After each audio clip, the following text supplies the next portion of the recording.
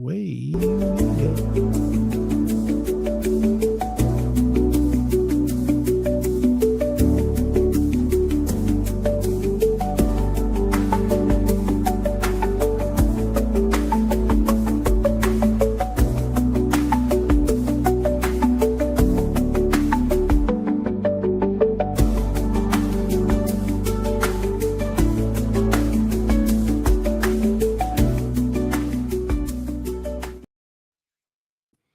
Hey, welcome to United Opposition with Scott and Marshall. Today we're talking hero or bully. Here we go.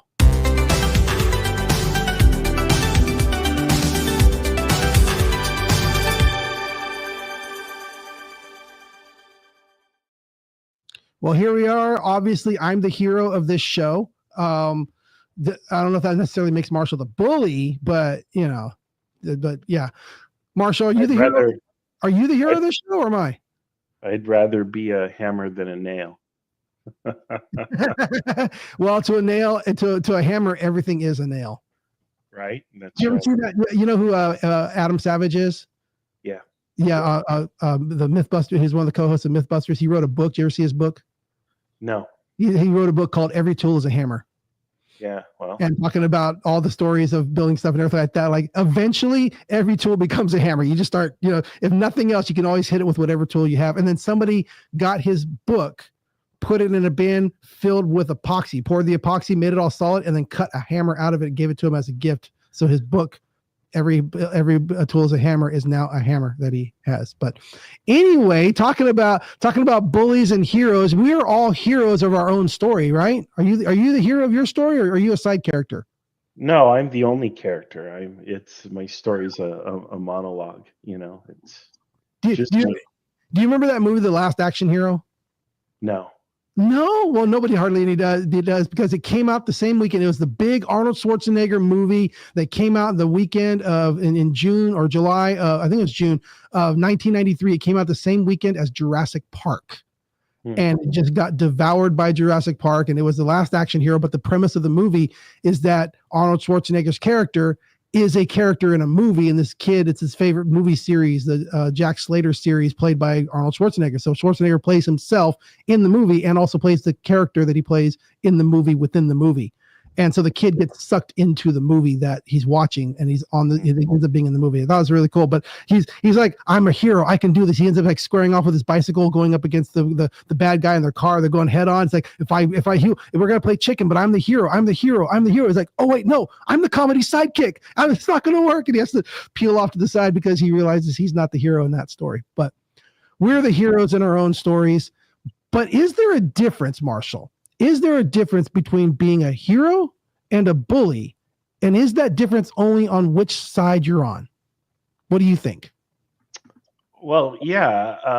A hero is an archetype in storytelling, and they actually go through a whole series of events. And it's actually been known since ancient times. In fact, the oldest story that we have, the Epic of Gilgamesh, is the template for what's called the hero journey. And there was an author named Joseph Campbell who described the hero journey in detail.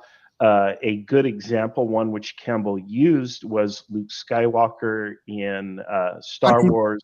The other way around, Lucas got read Campbell's book and created Luke Skywalker based off of Campbell's writings.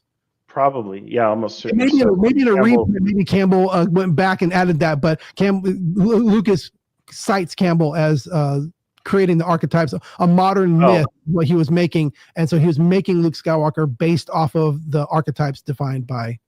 Campbell. Right, yeah. So there's a couple of books that he wrote, and obviously he wrote some of these books like in 30s, 40s, 50s. That described the hero journey. And then in the book The Power of Myth, where he was interviewed by Bill Moyer, he talks about Luke Skywalker and all of that. It was one of his last. They collaborated. So Lucas would send his scripts to Campbell, and Campbell would comment. It makes sense that he would reference that, say, look, perfect example of what I was telling you about is someone who came to me to ask for a perfect example of what I'm telling you about.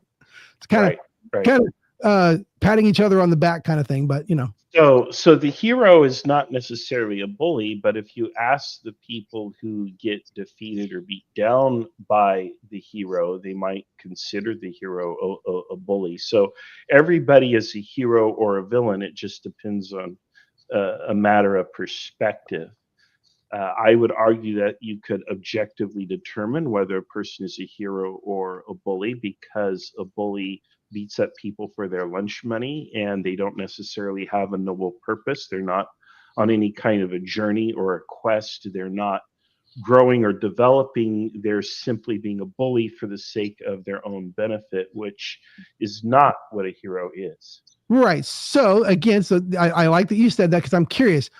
So if I go beat up somebody to give you lunch money, am I still a bully? Or am I now suddenly a hero? The same action. I beat them up, take their lunch money, but instead of keeping it, I give it to you. Does that now make me a hero? Well, are you Robin Hood or are you just a schoolyard bully? Am I starving or am I just another gangster? Am I like Okay. Bill the Butcher in Gangs of New York, where you Yep. better not come in here empty-handed ever again? So you better go steal from somebody and give it to me. Again, there's just another layer, but it's the same question. Are you doing the bullying for the sake of your own personal self-interest, or are you serving a higher cause? So who gets to decide what the higher cause is? Well, every individual obviously has the power to decide for themselves. Does the Obviously, victim decide the higher time, cause? everybody gets to decide. Everybody's an independent free thinker and will have a different opinion. So You know, you so There are so people you out there who say that Luke Skywalker, right, was a bad guy because look at all the innocent people on the Death Star, right? right. So you're but again, now you're contradicting yourself because earlier you said there could be arguments that could define a hero or a villain objectively, but now you're saying there isn't. Which is it? Well, you asked me who gets to decide is what Yeah. your question was. And your so answer was everybody. everybody will decide. But now, if I were to apply an objective, what I feel is an objective criteria, I think Trump is. I don't even know if I want to dignify him and call him a bully, but I do think he's acting very selfishly. I don't think that he is acting on behalf of a greater cause or anything why noble should such as care? that. Why should I care about what your opinion is when it's all subjective, as you said? Right, right, and you don't have to. Okay. You don't have to care what my opinion is. So this came up. You and I are talking about what topic we're gonna talk about, and I mentioned this because this came up actually in a conversation that I was having with my wife while we were driving to San Luis Obispo. I apologize, Marshall. I've been driving to the Central Coast a lot since my son moved over there, and I have yet to come visit you on one of those trips because they've been pretty quick over and quick back. So I apologize for not going out of my way to say hi to you in person. You've been here more than I've been there, so I apologize. But on one of the drives that we were going over there, it kind of came up, and I really honestly I wanted to reflect on that because let me just start it here. I think that I think that that Trump's actions, obviously we are talking about Trump, hero or bully. Trump's actions can be used as evidence for either side. It depends on your perspective. It depends on where you're coming from. I feel that the left is coming from the perspective of they've already decided that he's Hitler. He's Hitler. He's a fascist. He's wanting to be a dictator. So whatever he does is going to be labeled as evidence towards that. I feel that the right, the those on the right see him as the hero who's coming in and taking power away from a corrupt government. So everything that he's doing looks like evidence to their side. I believe either side can look at the actions that he's doing and see it as evidence to support their side just based on their premise. And the premise of the right, I feel the premise of the right is we want that he is effectively this rabid CEO who is trying to make his current company, which happens to be the United States, his current company, the most powerful at whatever cost he needs, because I believe those on the right don't see it as him trying to be benefit or be a dictator himself, but is doing all the tactics that a CEO would to do everything they can to make this company the biggest, most powerful company, and using the analogy of the company as for this country. And I think that's how they see what he's doing. And I don't think anybody on the right is seeing him as a fascist or a dictator or Hitler, and is seeing him actually carrying out the things he promised in his campaign to make America great and make it the best country and put it first above all other countries. And they see that as he's doing that, and they feel justified, that his actions are justified because he's doing what he said he would do, that they wanted him to do. And I believe that most on the right see it that way. What I actually started to question of myself is, say that's true. What if we do look into it? What if we can read the mind and go inside and see what is actually happening, the intentions, the true intentions of what Trump does? And what if it was discovered that the true intentions, absolutely evidence, proof, by being inside his mind, the true intentions is he just wants to make America the best country in the world, whatever it takes. He'll throw everything at the wall, even if it's borderline illegal. If it sticks, cool, America's better for it. If it doesn't stick, okay, then I'll try something else. But if we concede the idea that his intention is to make America the better country than all other countries, should I be okay with that? As a Christian, as an American, should I be okay, even though if that was determined to be his goal, does that still make it okay that he's using the tactics that he's using? And I began to question that in myself, because I still do believe those are his intentions. I still do believe that his intention is literally that of a CEO, and you guys have elected me CEO of this company, and I'm going to operate like, if I have to do hostile takeovers, that's fine. If I have to do buyouts, that's fine. If I have to do something that's borderline shady, but it makes this better, I'm going to do that. And I personally do believe that is his intention. But as a Christian, should I still be okay with his tactics if that is his intention? And I started to question that, honestly. Should I be okay with somebody using bully tactics to benefit me? Should I be okay with that? What do you think about this whole line of thinking? Well, first of all, America is not a corporation. We're not here. Our government is not here to turn a profit, and the president is not a CEO. And a CEO can be, replaced by the board or the shareholders. And that's not. What's the analogy? You're getting caught up in the. Yeah, well, it's not the appropriate analogy. You're not allowed or supposed to do things that are shady. You're supposed to be a paragon of virtue and leadership. That's the ethic. Let's go back to George Washington, right? That was what he established, and that's what a number of presidents have attempted to uphold and demonstrate throughout their administrations. It's supposed to be a dignified office, and I don't see dignity flowing from his office. What I see is roughshod tactics. Okay, I see forceful intimidation. I see hubris. I see threats. I see a breakdown of American hegemony around the world, which is going to cost us. I think that's a bad thing. I think that we've been an overpowered nation for 80 years, and we've been throwing our hegemony or our weight around internationally and inappropriately for 80 years so that we could consume 4 to 5 times per capita the resources that the average human being on earth consumes. So I think that we've been stepping on people and living large for a very long time. So anything that reduces that is probably a good thing. Why? Why? Because is that good for America? It's not necessarily good for America per se. Why should the president care about what's good for others?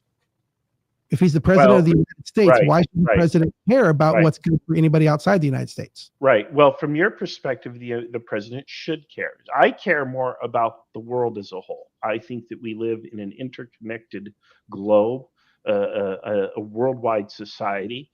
And I think that we need to be much more cooperative and charitable with one another all around the world. But from an American perspective, which might be your perspective, no, that's not something we want. In which case, Trump is actually not doing anything to make America great. He's weakening our international alliances. He's reducing our hegemony. Already, Europe is pulling away from us. They're saying we're going to handle our own trade and our own defense and other things. We have BRICS, which is being reinforced, which is, Brazil, Russia, India, China. They're forming their own currency bloc and their own economic bloc to counter American hegemony, and Trump is simply accelerating these things. So he's not making America great by any stretch of the imagination. If I were to apply a historical parallel, he's doing what the Chinese did when they turned inward. There were times in Chinese history where the Chinese emperor said, we need to not go out and explore and worry about what's happening in the rest of the world. We need to put China first and just deal with internal issues. But every time the Chinese emperors would do that, Chinese society would go into a period of decline, for better or for worse. The last time they did that was actually on the eve of Christopher Columbus. China had this huge ocean-going fleet that was exploring the Indian Ocean and could have absolutely circumnavigated the world, but the Chinese emperor kind of pulled the plug and said, no, we're going to focus on internal affairs. And then, of course, the rest is history. A few hundred years later, the British come sailing into Hong Kong and everywhere else, well, the Portuguese first. They get carved up by the Europeans. So Trump is not in any way, shape, or form making America a bigger player on the world stage. He's actually reducing our hegemony. So from a pro-American position, I think that's actually not a good thing. But you're saying Trump is wrong, that everything he's trying to do to benefit America is actually hurting America, but there's a possibility that you're wrong. You accept that? In what way? Well, everything that you just said could be wrong, and in the end, America could be stronger because of his actions. No, America's not going to be strong. So there's no possibility that you're wrong. If you want to strengthen America, you're saying there's no possibility that you're wrong. Well, is there a possibility that you're wrong? No, there's not, because the rest of the world is telling. How can we even have a conversation? If you take the position that you cannot be wrong, how can we even have a conversation? Because the history is going to bear this out. Again, I have the knowledge of history. History repeats itself. There are patterns in history, and Trump is simply fitting into all of these patterns. And so we can look at the past and say, this is what the outcome is going to be. And I can tell you right now. I get what you're saying with the probability. I agree with that. You're saying that the possibility doesn't exist. It's not possible that you're wrong. Correct. It's probable that you're right, but you're saying it's impossible that you're wrong. No, it's 100% that I'm correct. That he is weakening. How can we even have a conversation? Honestly, Marshall. The point. I have a small problem right now in that the camera is actually in front of your face, so I cannot actually see your face. So I don't know if you're making a face that's joking or not. No, so I'm being 100% serious. So you're being unreasonable. No, I'm not being unreasonable. No, 2 + 2 = 4. And it's the same thing in history. Whenever the leader of any nation has turned inward and to focus on domestic concerns at the expense of international hegemony, that nation has been weakened by the move. Yes. There's never been a time in history. Yeah, but there's never been a time in history like this. What's that? There's never been a time in history like this. There's never been an interconnectivity. There's never been what we you're measuring apples to oranges, and you're saying it's not possible that you're wrong. The hubris, the arrogance, and the hubris of you, Marshall, saying you are not. There's no possibility that you could be wrong. I don't even understand. I don't even. You gotta read your history, dude. Even doesn't matter. Even a scientist who's measuring things can say all they can say is what we've measured so far points to this. And I will believe, and I'm fine with that. I'm fine with you saying I believe this until it can be proven that I'm wrong. But you're saying there is no possibility that you're wrong. That is an unreasonable position to have yourself in, Marshall. That is an absolutely unreasonable position to be in. Okay, but that's where you're coming from. But again, 100% of people who get their heads cut off die. Nobody who's ever throughout history who's had their head cut off has lived. That means that reasonably, decapitation is 100% guarantee of human death. And that's the case here. Anytime a leader, anywhere, whether we go to ancient Greece, Wow, that is a fallacy. Roman Equating Empire, those things is a or fact. or the medieval period, or the British Empire, or the Portuguese or Spanish empires, or any of the nations that we have seen, when we look at the United States prior to World War One, attempting to turtle and not get involved. The same thing in World War II, attempting to turtle and not get involved until the Japanese dragged us in. Up until that point, we saw a decline in our international hegemony. It was only when we got involved in world affairs that we became stronger and more powerful as a nation. Why that is there has to be something to do with the interconnected web of Mhm. commerce and the economy that matters. And when we focus on this interconnected web, we become stronger as a result of Is it is it possible that you are wrong in reading what's happening? Scott, I can't see it because there's Possible. never. Show me one example from Possible. history. Show me one example from history. I just rattled off like at least I'm half a saying dozen or more. right, Show but me I'm one saying right example now, from history that you're proves me wrong. you're basing on the assumption that you're assuming that he's trying to disconnect and turtle like it's been in the past. What if it's something different? What if it's a hey, we're going to interconnect, but we're going to interconnect on our terms. We're going to interconnect with everybody, not as a part of this group that all the people in this group have to agree together to make these connections with these other countries. We're going to make these connections directly. That's not hiding. That's not turtling. That's not saying we're going to. That's not what tariffs do. Right, but I'm not quite sure how much farther you and I can talk if you are so arrogant that you believe you cannot be wrong.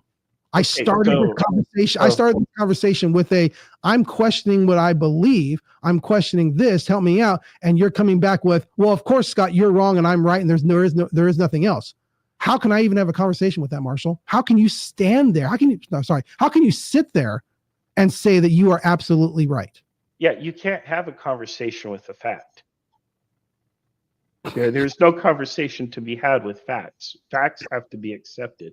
You can deny facts. You can use rhetorical tools to argue that the facts are not facts, but that's not going to change the fact that a fact is a fact. So I'm sorry, Scott, you're up against a brick wall here. I see no way. Here's the problem with your argument. You are saying the history is facts. That's correct. These are the facts from history. You are making an assumption about what you think he's doing right now or what he's going to do in the future. You could be wrong about that assumption. That's what I'm saying. You tell me how presumption is not a fact. So don't sit there and say like I'm right. My presumptions are facts. Scott, you can't argue with facts because my presumptions are facts. How arrogant, Marshall. How arrogant you are that your predictive power, you're calling your predictive power of what you think they're doing, you're calling your predictive power a fact. Tell me what he's done to strengthen America. In what way is America a stronger nation since Trump took office? I think it's going to take some time to tell. I'm willing to wait and find out. Okay, so tell me, how do you? Okay, what's your scenario? You're not willing to wait because you've already decided what. Oh, I'm waiting. I don't have a choice. So I'm along for the ride. Of course, I'm waiting. Yeah, I just don't question the. I just happen to be waiting to see what it's going to be instead of making a prediction and calling it a fact. That's how I'm different than you. Well, okay. You know what? I mean, what do you call insanity? What's the definition of insanity? That makes me reasonable. Doing the same thing every time, but expecting a different result. So, not even doing the same thing. Yes, he is. We're not doing what America has done You think tariffs haven't been tried before in history? So, what's your scenario for making America, the greatest nation ever? What's your scenario? I don't know. That's not what our topic is about. You don't know? I don't know. I know because I know history. I know because I've read books. I know. And so maybe you should defer to the judgment of people who know. I mean, you're walking into a doctor's office and the doctor gives you a diagnosis, and you're going to call the doctor on their hubris because they give you, their reasoned, accurate diagnosis based on their history of treating patients with the same condition. Yeah, because the doctor has never been wrong about diagnosis, huh? You've never had a doctor Well, misdiagnose you. yeah, no, I've not been misdiagnosed by a doctor. You know, so here's the thing. It's like that, Scott. Wow. The experts are telling us this. People are telling us that this man I is agree. weakening the bonds. I Okay. agree of the probability. I agree. Okay. I agree of the probability. Okay. I'm willing to take a chance on the possibility Yeah. to get a Well, different outcome, to get a different outcome and than doing. what's your scenario though? What's the scenario that you envision? Well, as an American, I wouldn't mind seeing. I don't like America. I did not like the president of the United States bowing to a leader of another country. Okay. We'll just start with that. We'll just start with that. I don't believe in that. I believe that I don't believe that America needs to cower to other countries. I don't believe that America. I don't necessarily believe that America, even like when it comes to warfare or anything like that, should have to fight fair. I don't mind. I don't mind being part of the country that has the biggest stick. I don't mind being part of the country that can find you in your little hole and take you out before you come to my country and attack. I don't mind a country that doesn't fight fair if it's fighting for me.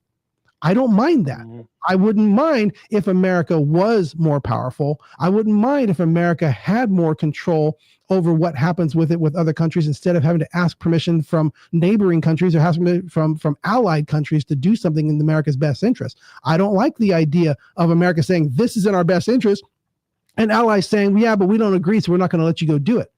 I like the idea of the United States saying, well, we believe this is in the best interest of our country and we're going to do it. Now, what this conversation I was intending to be about is how far do I believe that? Or is that a reasonable belief? That's what I actually wanted to talk about is when is the difference? What is the difference between a hero who is fighting for people and when you cross the line from there to being just a bully? Or is there no difference? Or is there an acceptable difference? Is it acceptable that I want my president to stand up for my country over another country? Is that a reasonable position? Well, I obviously the president has to perform the duties that are delegated to him by Congress and the Constitution. One of those is to serve as commander in chief. But that's not the only way to protect and strengthen the country. The country is protected and strengthened by a whole host of other measures. There's two kinds of power that are generally recognized, right? Sorry, There's hard power, which you just referenced, which many conservatives Let's pause for a second. I don't want to get lost in terminology. I was meaning in general. I was not meaning specifically just military power. I was using that as an example of why I want something. I understand. Okay. But there's a second kind of power. Exactly. I understand. Yes, I understand that. I'm saying, is it not reasonable to ask a president of a country to use whatever power, soft or hard, however you want to find it, whatever power to make their country? I would like a president who's going to use whatever power is available to him to better and make our country more than other countries. Right. I want a president who's going to say whatever power is within my grasp, I will use it to better my country. Is that okay? Is that a reasonable expectation? Absolutely. And it's the same expectation that I have. But I think that we're stronger together. Okay. 8 together strong. Okay. Rather than individual. Movie references all the time. Maybe people don't. You and I, movie references all the time. I figured you'd catch that. Yeah. But and so I think we need to work cooperatively with allies. China, again, using Canada, Mexico, exactly. But using that same movie illustration was talking about apes against somebody else. It wasn't apes together stronger. It was apes together stronger, not apes and man together stronger, apes and horses together. It was apes together. So Americans together stronger. It's still the same thing. Sure. It's the Chinese nailed this a long time ago, right? You have the family unit, and if the family unit has its order together, then the nation is stronger, and then the nation is stronger. But then, of course, there's this next level, which is the whole world together is stronger than if we're just competing with each other. And this gets back to your CEO analogy. There's this idea, it's an idea that's been debunked by history. There was a philosophy called mercantilism, where there was winners and losers. And the nations that prosecuted war and were aggressive and went out and grabbed all the colonies and restricted trade to within their sphere of influence, that was the philosophy of mercantilism. Basically, the world is a pie. It's a fixed size, and I want the biggest slice of the pie that I can get by all means necessary. And that's how I think Trump views the world, but that's not how things really are. Again, we're not a company or a corporation. I think that we are stronger as a species, as a human species, if we come together and work with other nations to advance our shared goals and common interests. So I don't think that he's strengthening America by any stretch of the imagination. But do you think that's his intention? No, I think his intention is to strengthen his financial empire and so his cronies. He's Hitler, and there's no other evidence that can point away from that. I didn't call him Hitler, but what's that? It's effectively. No, I didn't call him Hitler here, but what I think is he is trying to serve himself and the interests who got him elected. Mind you, this is very much like many other politicians that are in Congress, the House and Senate right now. And had we a different president, this would probably still be true, because this is how the American political system works. And I don't see him doing anything to clean that out. He's not draining the swamp, So I don't know how he's helping anyone other than himself and the interests that back him. So we'll put up one person, Gina posted on here. So I'm pretty sure Trump has plenty of money. He's not even taking a salary. That to think that that's the motivation behind what he's doing, it's always the again the man who's declared bankruptcy 6 times does not have the money that you think he has. Right, but go to another movie reference to The Fugitive when they're looking at Richard Kimball as the person who killed his wife. It's like, what's his motivation? It's like she was worth a lot of money. He's like, he's already a doctor, he's already wealthy. He's like, yeah, but she was more wealthy. It's like, that's all you can think of. That's your only motivation. He just wants more money. That's what it is. There couldn't possibly be any other motivation other than he just wants more money. It's greed. It's avarice. And there are people who are like that, who too much is not enough. Kristen Puget has some questions. And one of the questions is, what makes a country stronger, or what makes a country the best? So that would be That's a good question. I think you and I would disagree maybe on what that is. But that's a great question, Kristen. I would say, in my perspective, a country that can make its own deals and determine its own destiny outside the control of other countries is a better country. Mm-hmm. So can we not make our own deals now? No, not as long as we're part of NATO. Anything that's happening out there, if we're going to do it, we need to have NATO go with us. As part of NATO, we have to get NATO to go with us. Since when? We've done plenty of unilateral actions. I don't think NATO was with us when we invaded Panama or Grenada. They weren't part of the mission in Vietnam, I don't think. Mm-hmm. The UN was in fact, Article 5 has only been invoked one time, and that was right after 9/11. So I don't think that NATO has tied our hands in any way, shape, or form historically. Well, again, being able to make the deals with the NATO countries, having to go through the what deal do we want to make? Is there a deal out there that we I'm saying whatever again, you ask what I feel would make a country better. I think something that makes a country better is an increase in its sovereignty.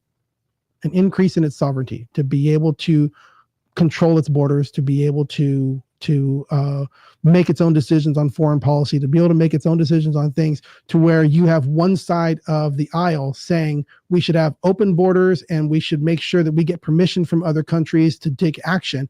And yeah, the other side saying we should be able to take whatever action we want as our own country and be able to control our borders. That's what I see as the difference. I see the left and the Democratic Party as saying we want America to be weaker in the eyes of other countries. We don't want as much sovereignty, and we don't want to be able to make our own decisions. We want to be able to get permission. We want to be able to work with it. And we have the other side saying, you know what? Let America be America, and let America define itself. So if there's a way of saying what would make a better country, I would say at least one thing would be sovereignty. That a country says, you know what, we're going to make our own decisions for our own betterment. So if you and I, let's say you were to come visit me, right? Probably won't happen. Yeah, probably won't happen. But for once, yeah. And I made all the decisions for us. Mm-hmm. And I said, Scott, here's what we're going to eat, and here's how much you're going to eat, and here's where we're going to go, and when we're going to do it, and so on. And I do not consult or cooperate or work with you or discuss with you anything. We just go do what Marshall wants to do on Marshall's terms, when and how I want to do it. Would that be a very good friend? We're not asking countries to be friends. If there's something you need from me, because that's what it would be. We're not asking countries to be friends. That analogy doesn't work. We're not asking countries to be friends because no, I wouldn't hang out with you as a friend. But if there's something you needed from me and there's something I needed from you, and you said that, I'd be like, that's fine. But in return, you're going to do this for me. Otherwise, I'm not going to cooperate. And that's what countries would do. And I wouldn't take it personally. That's the thing. Right. You want countries to take it personally? You want them to be friends? Hang out? No, that's not how countries work. So how is that not happening in our international relationships now? And you know what? You might be right. Maybe it is. I was looking internally. We have one side of the aisle that is okay with saying America shouldn't make its own decisions. And we have the other side of the aisle that says America should be able to make its own decisions. So I'm going to side with the side that says America should be able to make its own decisions, should be able to say, these are our borders and we're going to enforce them. These are the things we're going to do for the betterment of our country. And we're not going to worry about what another country needs from that. And so again, I'm just defining the question. I know that we're like 7 minutes over right now. But I'm just defining. You asked what would, or Kristen, sorry, asked what does it mean for a country to be better? And I'm saying I think one of the definitions is a country being able to have an increased level of sovereignty. And I think we have I think we have half of our elected officials who are okay with America having less sovereignty, and another half it wants it to have more sovereignty. So I would lean towards, I would like to have more sovereignty. Well, I'd like to know what you mean by that in greater detail. Okay. I certainly suspect that's a hasty generalization fallacy, but we're out of time. Well, it points to, if you want an open border, then you don't want sovereignty. That's pretty much kind of a definition. How does an open, okay, we don't have time to get into it, but I'm not sure that it's an open border. It's part of the definition. If anybody can come in, then you're not sovereign. Yeah, well, and I don't think anyone's advocating an open border on left either. Yeah, they have. That's everything. Yeah. So another topic, another subject. This has been United Opposition, where hopefully we both can say, I'll give you the benefit of the doubt and say that we both agree that we can talk and admit that we could possibly be wrong. This whole conversation stemmed from me questioning about whether I'm wrong with my motivations, and maybe I still am. So we will see if we can continue to have these conversations in the future and always come to these conversations with the humility of being wrong. Till next time. All right. Sounds good. See you guys next week. God bless. Thank you. Bye-bye, everyone.